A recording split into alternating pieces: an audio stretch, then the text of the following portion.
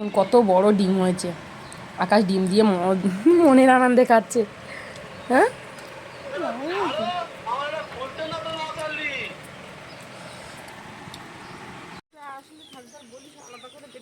ঠিক আছে।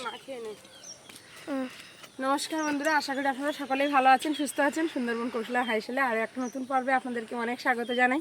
বন্ধুরা, আজকে তো ভোট আর আমি যাচ্ছি ভোট দিতে, তো আপনারা প্রথম থেকে শেষ পর্যন্ত দেখতে থাকবেন। আশা করি ভালো লাগবে আজকের পর্ব।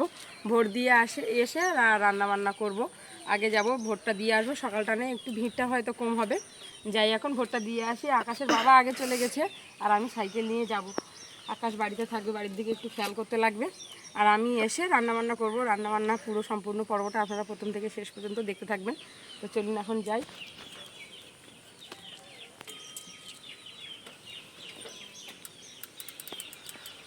ভোট দিয়ে ফিরলাম, কি ভীষণ ভিড় বন্ধুরা। একেবারে সকালে গেছি 8:30 9টা নাগাদ, আর এখন বাজে কিন্তু 12টা হয়ে গেছে। 12টা বাজতে যায়, 2-10 মিনিট বাকি আছে। তো এত ভিড়, এই যে শেষ বেশ ভোট দিতে পারলাম। মেশিন নাকি খারাপ ছিল, যার জন্য অনেক ভিড় জমে গেছে। এবারে কিন্তু ঝটপট মানে ভোট দেওয়া হয়ে যাচ্ছে, ভিড় কমে যাবে একদম। আর এক এক জায়গায় তো বুথ অনেক না, ওই জন্য আর কি দেরি হয়েছে। তো যাই হোক, ভোটটা দিয়ে ফিরলাম। এবারে যাব, আকাশের বাবা আমার আগে চলে গেছিলো, একসাথে ফিরলাম। তো এবারে যাবো রান্নাবান্নার দিকে। তো চলুন এবার রান্নাবান্না করে আসি। বন্ধুরা, সব কিছু নিয়ে রান্নাবান্নায় বসে পড়লাম। আর দেখুন, সকালবেলা আকাশের বাবা জাল ফেলে মিষ্টি মাছ পেয়েছিল কটা। পুকুর তো জল ভর্তি, পুকুর থেকে মাছ আর তেমন একটা পাওয়া যাচ্ছে না। 3-4টে বন্ধুরা, সব কিছু নিয়ে বসে পড়লাম রান্নাবান্নায়। ভোট দিতে যাওয়ার আগে পুকুর থেকে আকাশের বাবা মাছ ধরেছিল। পুকুর থেকে তো মাছ এখন আর তেমন একটা পড়ছে না, কারণ পুকুর ভর্তি জল। তো 3-4টে মতো মিষ্টি মাছ পেয়েছি। আর এই যে নোনা মাছ ছিল ফ্রিজে, ভোলা মাছ।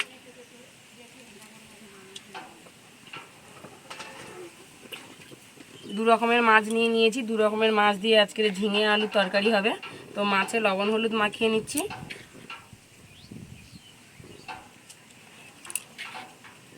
হলুদ দিয়ে দিলাম পরিমাণ মতো, লবণ দিয়ে দিচ্ছি। মিষ্টি মাছ, নোনা মাছ, দুটো মাছই আজকের একসাথে খাওয়া হবে। কড়াইতে তার আগে তেল দিয়ে দেব।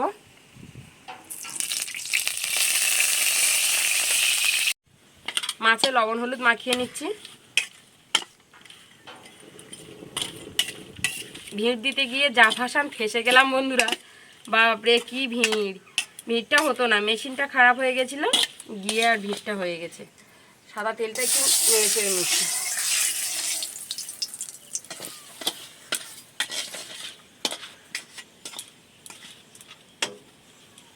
মাছগুলো ভেজে নেব। জাপানি পুঁটির দেখুন কত সুন্দর ডিম হয়েছে, দেখুন পেটটা কত বড়।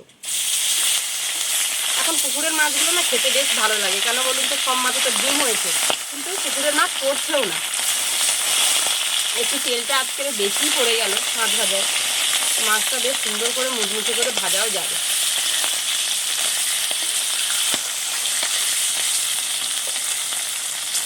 আর নদীর কটা মাছ ছিল, তো ভাবলাম মাছ পড়েনি তো আর কি করা যাবে। 2 রকম মাছ একই সাথে ঝিঙে আলু দিয়ে রান্না করব, আর তার সাথে থাকবে পটল আলুর ভাজা।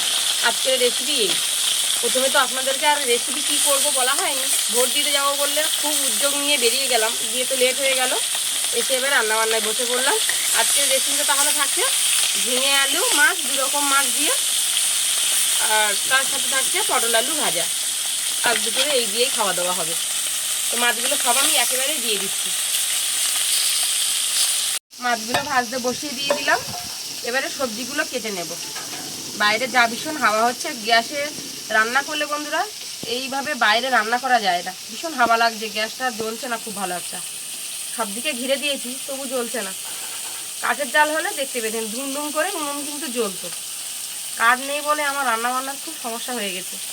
কারণ কাঠ কিনতে হবে, তারপর আবার কাঠের জালে রান্না। ঝিঙে কেটে নিচ্ছি। কালকে বাজার থেকে ঝিঙে এনেছিলাম। মাছগুলো সব ভাজা হয়ে গেছে, তুলে নিচ্ছি। পটল ভাজাটা বসিয়ে দেব। ঝিঙে কাটতে কাটতে পটলটা কেটে নিয়েছি। পটল ভাজাটা আগে করে নেব, তারপরে ঝিঙে আলু ঝোলটা করব। কড়াইতে যেটুকু তেল ছিল এই তেলেই দিয়ে দিচ্ছি পটল আলু। বন্ধুরা দেখুন কালকের পটল আর দিয়ে দিচ্ছি পেঁয়াজ আর কাঁচা লঙ্কা। কালকের পটল এনে কাগজে বাঁধা ছিল, যার জন্য দেখুন পটলগুলো কীরকম পেকে পেকে গেছে।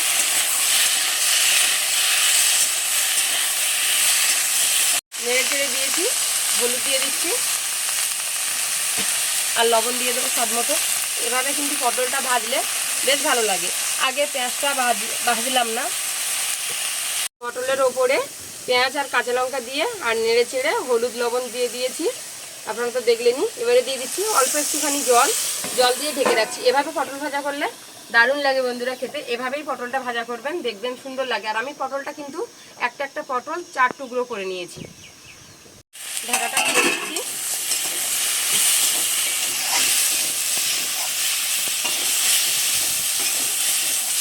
দেখুন এক একটা পটল কিন্তু এরকম 4 টুকরো করে নিয়েছি। তাহলেই কিন্তু এইভাবে পটল ভাজাটা কিন্তু দারুণ লাগে খেতে, দারুণ লাগবে খেতে।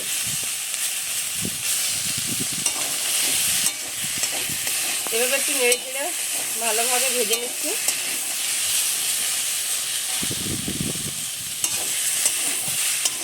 এভাবে নাড়তে নাড়তে যখন দেখবেন একদম পটলগুলো এরকম, পটল আলুটা এরকম ঝরঝরে হয়ে গেছে, তখন কিন্তু আমি একটু তেল দিয়ে দেবো।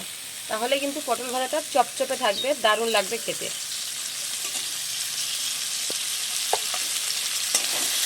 একটু বেশি পরিমাণে তেল দিলাম। এবারে সুন্দর করে লাল করে ভেজে নেব। পটল আলু ভাজাটা হয়ে গেছে। আজকের সব কিছু তাড়াহুড়োর ভিতর দিয়েই হচ্ছে।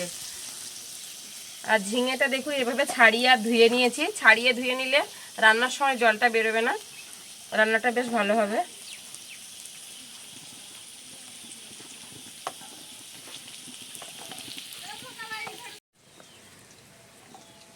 ঝিঙেগুলো সব কেটে নিয়েছি, কাটাকুটো শেষ আর রান্না বান্নাও শেষ হয়ে যাবে। পটল ভাজাটা তুলে নিচ্ছি। গ্যাসের জালটা কম করে দিয়েছিলাম। কতটা সুন্দর চপচপে ভাজা হয়েছে দেখেছেন? এইভাবে পটল ভাজা করলে আমার তো অনেকটা করে ভাত খাওয়া যায়, অনেকটা করে ভাত খেতে পারি আর কি।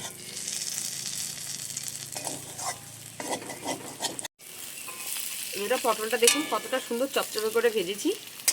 এরকম পটল ভাজা থাকলে আমার তো আর কোনো তরকারি লাগে না।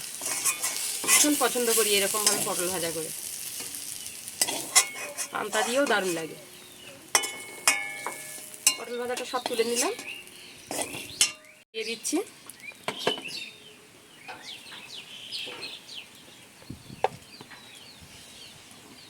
পাঁচ ফোড়ন দিয়ে দেবো।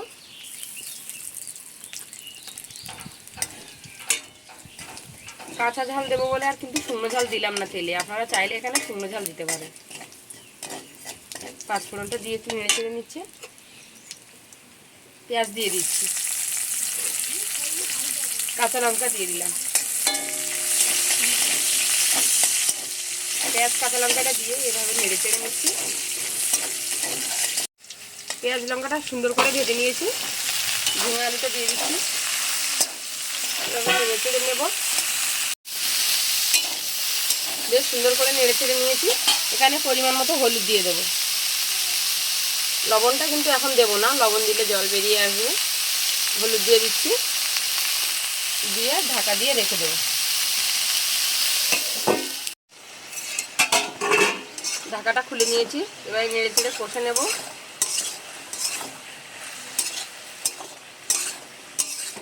বেশ সুন্দর করে কষে নিয়েছি। পরিমাণ মতো লবণ দিয়ে দিচ্ছি। বন্ধুরা ঝিঙে যতটা কষবো ততটাই কিন্তু জল বেরোবে। আর দিয়ে দেবো সামান্য একটু লঙ্কার গুঁড়ো। লঙ্কার গুঁড়োটা দিয়ে নাড়বো না, এভাবে একটু কিছুক্ষণ রেখে দেবো। কিছুক্ষণ পরে বেশ সুন্দর করে এভাবে নেড়ে চেড়ে নেব।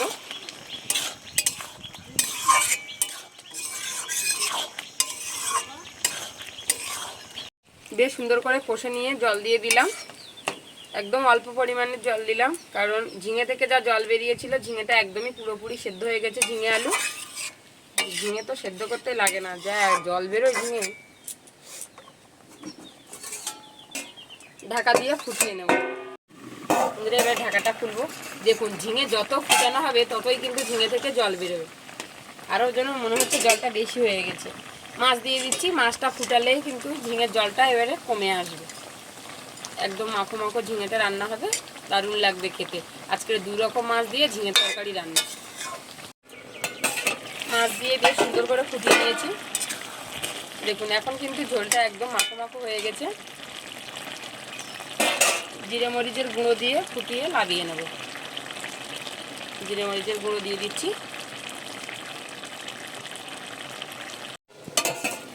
জিরে মরিচ দিয়ে বেশ সুন্দর করে ফুটিয়ে নিয়েছি। এখন কিন্তু দেখুন একদম ঝোলটা একদম পুরো মাখো মাখো গায়ে গায়ে হয়ে গেছে। নামিয়ে নিচ্ছি।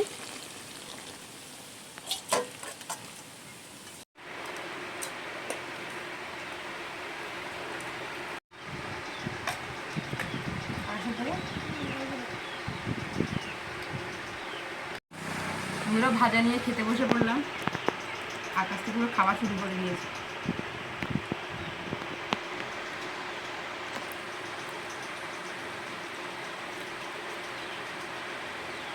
এরকমভাবে পটল ভাজা কিন্তু দারুণ লেগেছে। ভাজা রেখে দিয়েছি, ঝোলের তরকারি নিয়ে নিচ্ছি। আমি খাওয়া দাওয়ায় বসে পড়লে আকাশের বাবা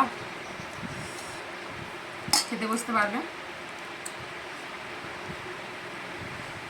ঝিঙের তরকারিটা খেয়ে আর ভিডিওটা এখানে শেষ করব।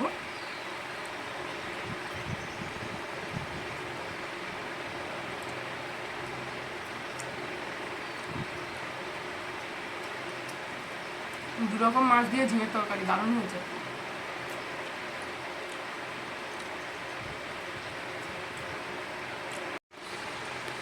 আমাদের গ্রামের দিকে নতুন নতুন ঝিঙে আসে, এখন কিন্তু এই ঝিঙেগুলো খেতে হেভি লাগে। নতুন যে কোনো সবজি প্রথম প্রথম খেতে ভালো লাগে, তার সাথে গুড়ের মাছ, নদীর মাছ। বন্ধুরা আজকের সম্পূর্ণ পর্বটা আপনাদের কেমন লাগলো প্লিজ কিন্তু কমেন্ট করে জানাবেন। ভালো লাগলে ছোটো চ্যানেলটাকে সাবস্ক্রাইব করবেন, শেয়ার করবেন, লাইক কমেন্ট করে আমার পাশে থাকবেন। দেখা হচ্ছে আগামী নতুন পর্বে। ততক্ষণ আপনারা ভালো থাকবেন, সুস্থ থাকবেন, সাবধানে থাকবেন। আর এতক্ষণ সম্পূর্ণ ভিডিওটি সাথে থাকবেন। অসংখ্য ধন্যবাদ।